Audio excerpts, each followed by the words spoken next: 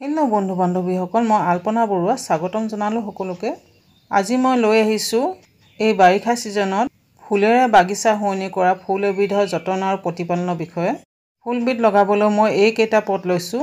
এইটো কেইবাটাও ষ্টেপ থকা পট হয়। যোৱা বছৰ মই এইটো পট ব্যৱহাৰ কৰিছিলোঁ, এতিয়া থৈ দিছিলোঁ। আৰু এইকেইটা নতুন হয়, যোৱাকালি আনিছিলোঁ।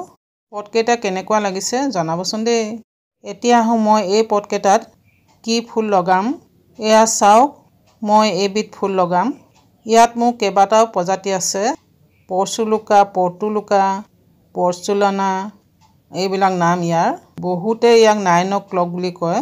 মোৰ ইয়াত কেইবাটাও ৰঙৰ আছে। ৰঙা, হালধীয়া, গুলপীয়া, বাই কালাৰ মানে দুটা ৰঙত, বগা আদি ৰঙত আছে। মই এইবিলাক পচাই থোৱা নাই। এইবিলাক আগ এনেদৰে ছিঙি লৈ ইয়াৰ পৰাই লগে লগে পটবিলাকত লগাম। অতি সহজে ইয়াৰ কাটিঙৰ পৰা পুলি প্ৰস্তুত হয় এই বাৰিষা ছিজনত। ক'ৰবাত যদি আপোনালোকে ইয়াৰ এনেকুৱা সৰু সৰু আগ বা কাটিং পায়, লৈ আহিব, সৰুকৈ হ'লেও লৈ আহিব। এই বাৰিষা ছিজনত খুব সুন্দৰকৈ গ্ৰ' কৰিব। যিসকল নিউ গাৰ্ডেনাৰ বা সময়ৰ অভাৱ বাগিচাত লাগি থাকিবলৈ, সেইসকলেও অতি সহজে এইজোপাক লগাব পাৰিব, কোনো অসুবিধা নোহোৱাকৈ। আৰু এবাৰ লগোৱাৰ পিছত আপোনাৰ বাগিচাত লগ নেৰে এইজোপাই। তেনেই সাধাৰণ ফুল কিন্তু ইমান ধুনীয়াকৈ বাগিচা শুৱনি কৰে ফুলেৰে। এতিয়া আহোঁ এইবিধ ফুলক লগাবলৈ বা এইবিধ ফুলৰ পৰা বেছিকৈ ফুল পাবলৈ মই পটটোৰ মাটি কিদৰে প্ৰস্তুত কৰিছোঁ সেই বিষয়ে। আমি কলনী কোৱাৰ্টাৰত থাকোঁ যিহেতু, সেয়ে ফুল লগাবলৈ মাটিৰো যথেষ্ট অভাৱ হয়। তথাপিও ফুল লগোৱা হেঁপাহটো যিহেতু আছে, সেয়ে যেনে তেনে মাটি গোটাই লওঁ। এই মাটিখিনি মোৰ বালিয়া ফচফচীয়া মাটি হয়। আপোনালোকৰ যদি বালিয়া মাটি নাই বা আপোনালোকৰ মাটিবিলাক লিকটীয়া মাটি হয়, তেনেহ'লে আপোনালোকে এনেদৰে বালিয়া মাটি প্ৰস্তুত কৰিবলৈ হ'লে 50% সাধাৰণ মাটি আৰু 50% বালি লৈ বালিয়া মাটি প্ৰস্তুত কৰি ল'ব। আৰু আপোনালোকে কক'পিটো দিব পাৰে। কক'পিটেও মাটি ফচফচীয়া হোৱাত যথেষ্ট সহায় কৰে। আৰু মই ইয়াত লৈছোঁ 30% গোবৰ। গোবৰৰ মাত্ৰা সৰহকৈ লোৱাৰ কাৰণটো হ'ল, মই গোটেই ছিজনটোৰ বাবে ফুলবিধক ৰুবলৈ সাৰ দি দিছোঁ আৰু মাজে মাজে সাৰ দি নাথাকোঁ আৰু, মানে এই ছামাৰ ছিজনটোৰ বাবে। আৰু মই এয়া লৈছোঁ কণীৰ বাকলি। কণীৰ বাকলিত যথেষ্ট কেলছিয়াম থাকে। যিকোনো ফুলৰ গ্ৰ'থ ভাল হ'বলৈ আপোনালোকে কণীৰ বাকলি দিব পাৰে। আৰু মই এয়া লৈছোঁ পিঁয়াজৰ বাকলি। পিঁয়াজৰ বাকলিত যথেষ্ট পৰিমাণৰ পটাছিয়াম, কেলছিয়াম আৰু জিংক আৰু ফচফৰাছ থাকে, যি ফুলৰ গ্ৰ'থত সহায় কৰাৰ লগতে ফুলবিলাক বেছিকৈ ফুলাতো সহায় কৰে আৰু লগতে ফুলৰ উজ্জ্বলতা বৃদ্ধি কৰে। আপোনালোকে এনেকৈ পটটোৰ মাটি যেতিয়া প্ৰস্তুত কৰে তেতিয়াও দিব পাৰে পিঁয়াজৰ বাকলি, বা আপোনালোকে লিকুইড সাৰ প্ৰস্তুত কৰিও খুব সুন্দৰকৈ সকলো ফুলতে দিব পাৰে। তেতিয়া ইয়াৰ গ্ৰ'থ খুব ভাল হ'ব। পিঁয়াজৰ বাকলিৰ পৰা কেনেদৰে লিকুইড সাৰ প্ৰস্তুত কৰিব পাৰি সেই বিষয়ে ভিডিঅ' দিম বাৰু আপোনালোকক। মই এতিয়া আটাইখিনি মিশ্ৰণ ভালদৰে মিলাই লৈছোঁ। পটবিলাকৰ মাটি প্ৰস্তুত কৰি লৈছোঁ। কাটিং লগাবলৈ সাধাৰণতে মই প্ৰায় প্ৰতিটো ভিডিঅ'তে কৈ আহিছোঁ, সাৰ দিব নালাগে, সাধাৰণ মাটিতে কাটিং লগাব লাগে। কিন্তু এয়া অতি সহজে গ্ৰ' কৰা প্লেন হয়। ইয়াৰ কাটিং যিকোনো মাটিতে গ্ৰ' কৰে। সাৰ দিলেও কাটিংবিলাক গেলি নাযায়।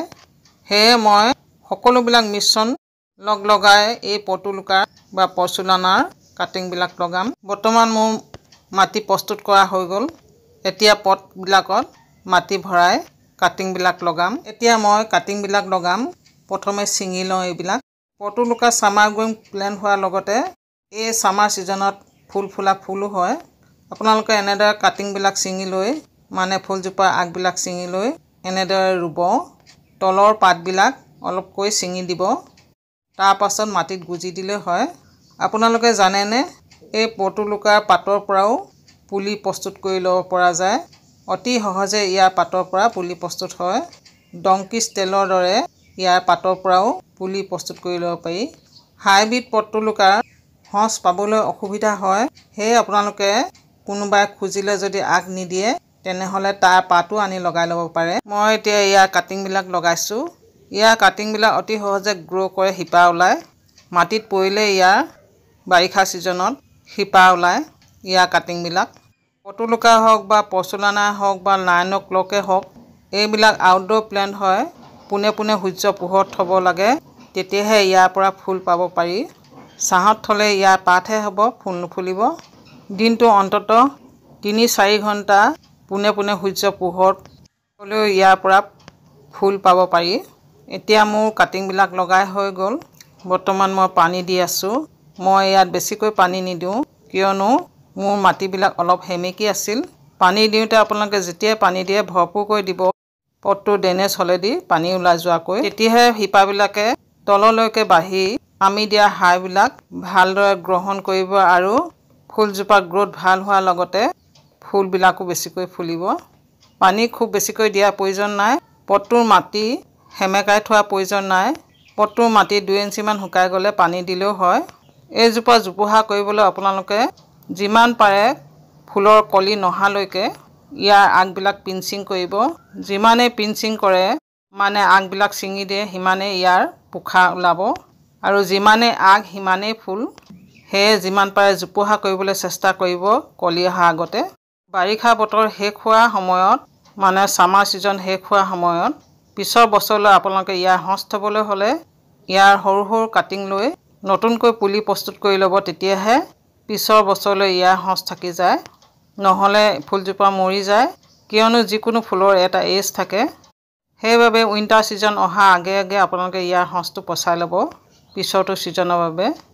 অ'কে বন্ধু বান্ধৱীসকল, আজিলৈ আহিছোঁ। ভিডিঅ'টো শেষলৈকে চোৱাৰ বাবে ধন্যবাদ।